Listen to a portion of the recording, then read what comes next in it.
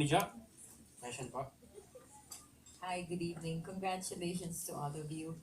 Siguro po ang gusto kong tanong medyo ano na po para sa cast siguro what did you wish you think your character would want to do if given a chance kasi alam niyo na po na yun na po yung gagawin ninyo pero ano po yung parang sana hope niyo na um, pwedeng gawin pa ng character pero you cannot do it kasi yun na po Kasi yung- alam na ng lahat the Oo. story, no? How it will end. Okay, give it a chance. Paano ang tingin yung magandang ending ng mga characters niyo? Wow. Sinong gusto? Sinong gustong pero kasi you can't reveal eh. Well, alam naman na nila ng story eh, no? Pero sige. Ha? Hindi, kayo daw. Kung kayo ibigyan ng pagkakataon, paano yung gusto nyong maging ano? Yan si Joseph. Alright, go. For me, siguro, I would want to spend more time with Ben. Kasi parang Ah. sobrang saglit lang nung oras na nakasama ko siya. So, kung bibigyan ng chance na papahabain, siguro gusto kong... More of that. Yeah, more time with Ben. Okay. Who else? Ang may wish. Actually, mahirap yung tanong, no? Kasi you're going against what's already written, yung alam na nila, but you know, maganda yung sagot din ni Joseph, di ba? Parang more time with the other characters. Sino pa? Yan, ikaw. Siguro po sa akin, parang kay Joseph din, mas maraming time na makasama ko si Jake. Dahil yung character ko, buong buhay ni Isabel, isa lang tao lang talagang minahal niya, si Jake. Okay. Pero wala na siya. So, sana kung pwede, mabuhay siya. Or yung character ko, yung spirit ko, mamatay na lang din. So, para yung Magkasama na kayo. magkasama kami. Oo. That's a good ano din. That's a good answer. Bongga din. Sino pa? Sino pang gusto? Alex, ikaw. You think? Sana po sumapi sa akin si Dave. Ito naman. Give it a chance. Okay. Give it a chance! Kasi ako talaga sa character ko, happy talaga ako doon sa naibigay niyang character and doon kay Dayan. Kasi kung i-wish ko naman na hindi siya makoma, hindi naman pwede. Mawala yung kwento. So, ako happy lang po ako doon sa character. Mami Jo, okay ka na doon? Actually, I wanna know, no? Usually naman, mga nagsasarang teleserye, it's always, a sad feeling. Pero what are your thoughts coming into this press con na alam niyo magpapasalamat na tayo at magpapaalam na in the next 2 weeks yung show? Ana, ikaw muna. Ana Luna, ikaw muna mag-start. Ayun, syempre po malungkot kasi ayun, sobra na yung bonding namin together with the whole cast. Tapos, masaya kasi maganda po yung pagtanggap sa amin ng mga tao. Ayun. Matt, ikaw. Ako po sana ma-extend, pero hindi pwede. Ayun po kasi yun nga, Latag na siya eh, nakalatag no? na talaga siya at yun nga, so adaptation po talaga, so mahirap talaga i-extend yun, siguro sa Aaron, ikaw.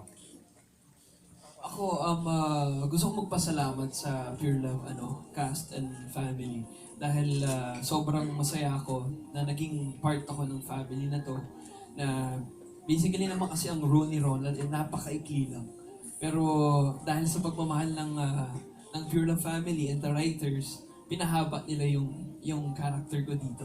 Kumbaga yung role ko dito. Kaya, ayun, gusto ko magpasalamat talaga. Thank you so much sa Pure Love family na to be part of this lovely family. So, yun, gusto ko magpasalamat sa kanila. Kay Yen, yan is a good break for you, no? Pure love talaga. Yeah, sobrang maraming salamat po sa production ng Pure Love, sa pagtitiwala at naniwala na kaya kong gawin ang role na Isabel. Hindi ko po akalain na maibibigay ito sa akin, pero nagtiwala po kayo. Maraming salamat po at marami pong nakapansin ng ginawa kong pag-portray ng character ni Isabel. What have you learned? Marami po. Umiyak ng isang snap lang. Totoo, direct? Isang ganon? O, sample nga. Sample nga. Joke lang. Nagkawan po ngayon. Masaya ako ngayon, so mahirap humugot. Ayun. Maraming salamat po. Si ano naman, Arjo, ikaw. Your thoughts coming to this press ko na magpapasalamat. Of course, masaya and very thankful na I was given this opportunity. Tapos, at first kasi, honestly speaking, hindi ko iniisip na kahit pa paano makakaya ko yung role. Since we have Direk Paco Santa Maria and of course, Direk Ronnie Velasco, kahit pa paano, I know that I got to pull it off on time. Right. So, Yeah, ikaw. Going here, I was pretty excited and masaya ako, fulfilled yung feeling ko dahil nakagawa kami ng isang napakagandang teamwork talaga ng lahat, especially with the help of our directors, Direk Ronnie and Direk Paco. Without their help, I don't think magagawa namin ng maayos yung mga roles namin. And ayun, marami akong natutunan sa soap na to, which is first time ko maging parang evil character. I know, kontrabida talaga eh, no? So it's more like an anti-hero. It's not totally evil. So Right. meron din siyang konsensya. So yun yung pinaka-challenging part for me. And also, the question earlier, kung ano yung pwedeng baguhin. Sabi ni Joseph Marco, sana daw mahigyan ng twist na dapat may Kila and Dave daw. Para ma-experience ko naman si Sir Dave. But anyway, may part kasi sa original na papatayin niya dapat si Dayan, tatanggalin niya yung oxygen. Pero I think for this, sa amin, hindi nangyari yon. So, if ever bigyan sana ng chance, sana nangyari yung... Para matodo na yung pagiging evil mo, no? Para maging todo na yung pagka-evil. Are you comfortable na doing that kind of, parang anti-hero, villain, kontrabida? A little more comfortable now. Okay. Yeah. But I wouldn't say na talagang master. I think I have yet to learn Okay. that area. Si Joseph naman, ikaw. Well, bago ako pumunta dito, syempre, sobrang happy ko lang and overwhelmed. For me, I couldn't ask for more. Yung napunta sa akin yung role ni Dave, yung naging part ako ng family na to, yung natanggap kong support sa inyong lahat. It's just, this journey has been, it's perfect. That's why I'm really, really thankful. Sorry, naging expressive ako. Talagang yun yung nafe-feel ko. And of course, sa amin din napunta si Direk Ronnie. Thank you so much. Ay, you can't blame it naman, no? Kasi kayo mismo nararamdaman yon, yung fulfillment na every night napapanood kayo, the tweets that you get, diba? The feedback. So I can't blame Joseph for saying it's perfect. Ikaw, Kathy? Naiyak ka na? Naiyak ako. Bakit? In character.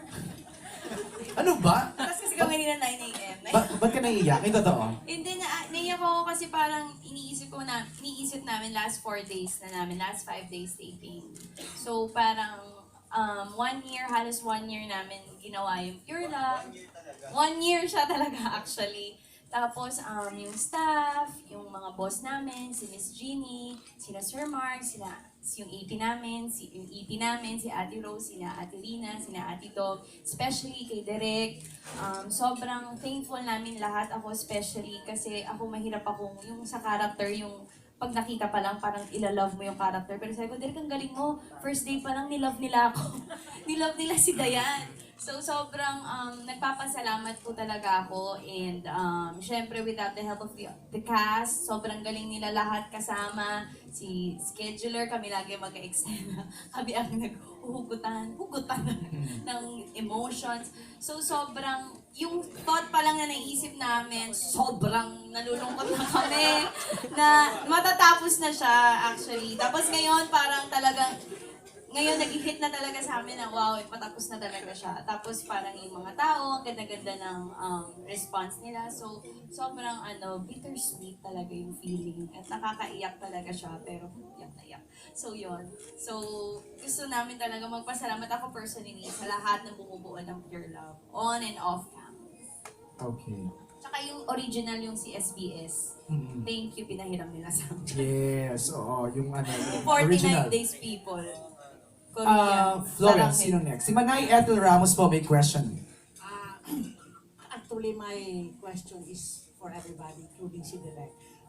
Pero ang gusto ko munang sumagot ay si Alex. Okay. Alex, ano ang palagay mo ngayon? Ano ang definition mo ng pure love? And kay kanino mo nakuha? Kay Jo o kay Joseph? Sabi ni Joseph, pag ngayon, hindi mo pa siya sinasagot. Sa character po ba? Hindi, sa tunay na buhay. Is there really something Hindi ba, between, hindi ba nililigawan ka ng dalawa? Hindi daw. Oh, ngayon gusto kong Oy, ayan ha, nagka-declare kayo minsan sa... Oo nga, ba't nga hindi nyo ginagawa? Oo. Palagay mo, ano ang pure love para sa iyo ngayon? Sa totoo ha? Siguro yung pure love ko, nakikita yun, dun sa, yung kahit minamahal mo yung isang tao kahit walang kapalit. Kahit alam mo na masasaktan ka, kahit alam mo na wala naman siyang maibibigay na pagmamahal sa'yo, pero yung nagmamahal ka pa rin, binibigay mo pa rin lahat nang walang hinihingi kapalit. Siguro yun yung pure love. Yun yung parang nakukuha naman natin lagi sa parents natin, sa family members natin, yung unconditional love na minamahal nila tayo kahit minsan nasasaktan natin sila. Siguro, yun yung mahirap hanapin sa isang tao hindi mo talaga kadugo, kamag-anak. Yung ganong pagmamahal na walang hahanapin sa'yo in return or walang other intention. Kaya nga sabi ni scheduler, ayaw niya na ang luha mo manggagaling sa kamag-anak mo dahil kaya talagang iiyak. Kaya dapat hindi. O ngayon, pakinggan natin kung ano ang definition ngayon ng pure love ni Joseph. Pure love? Hindi, para sa akin, ang pure love is, it's about unconditional love. It's, perfect example is God. That's pure love. Ay, sabi nga, yung gusto ko first, tungkol sa pagiging tao natin. Yun nga po, unconditional love. Like, what our family does to us. Our mom, our dad. Diba, kahit na pasaway tayo, nandyan pa rin sila para sa atin. So for me, I think yun ang pure love. Yang, ikaw. Pure love. Pure love for me is, I think it comes in many forms. Pwede siyang sa family, like in family, actually sa trabaho rin natin. Tama, I agree with Alex that you find true love sa pamilya mo. Kasi wala naman silang hinihing kapalit, pero ayun, binibigay mo sila ng buong pagmamahal. And of course, sa trabaho namin, ito sa pure love, I think it's pure love kasi behind the camera, it's not as easy as it seems. So, talagang buong puso namin binigay para mapaganda yung show to. Arjoy ka, your definition of pure love. Same, pamilya din po. It's like, when you're up, when you're down, when you have a problem, kahit kasalanan mo, they still back you up no matter what because they're family. For me, that's pure love. Yan, ikaw. Same din po. Unang-una, syempre, ang pure love nanggagaling sa family. Pero itong pure love team, naging second family ko na siya. So itong family na to, itong pure love po siya para sa akin. Si Direk, I miss Direk. Direk, ikaw. Pure love. Well, syempre the obvious answer is family. Pero in terms of parang yung nabigay ng cast and the crew and the production staff for this program, talagang pure love. Right. Even pag nag-uusap-usap kami during breaks, laging lalapit sa akin, sabihin sa akin na mahal na mahal nila yung show na to, na makikita naman sa hard work na makikita nyo yung palabas ngayon. Lahat ng mga cast, lahat ng crew, lahat ng staff, writers, creatives, lahat binigay nila. So, kaya natutuwa kami na sinuklian kami ng ganito kagandang response. O, ayan, kota na ang family sa ka-workmates, ha? Ikaw, Matt.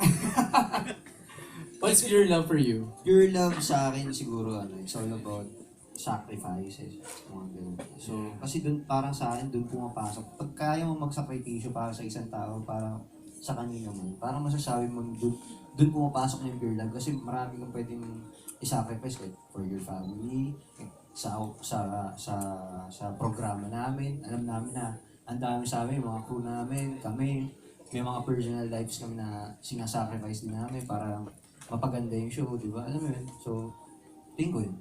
Makes sense. That's a good answer, sacrifice. Ana, ikaw? Siyempre, unang family talaga, hindi talaga maayos yun. And mga kaibigan na sa character ni Jackie, nakita talaga yung importance ng friendship with Diane and Jackie. And of course, Kayla, na kahit may nagawang mali, gano'n, hindi mo pa rin mapipigilan yung sarili mo na kaibigan ko pa rin to. Ayun, mga ganang bagay. Tsaka yung mga taong nasa likod mo na hindi mo naman alam na nagmamahal sa'yo. Ayun, sinusuportahan ka sa bawat gawin mo sa buhay. Aaron? Ayun, sa mga nasabi nila, nabanggit nila, ang pure love sa akin is yung family. At isa pa, true love ang family. So, yun. Okay. I'd like to acknowledge din yung iba pong part pa ng team.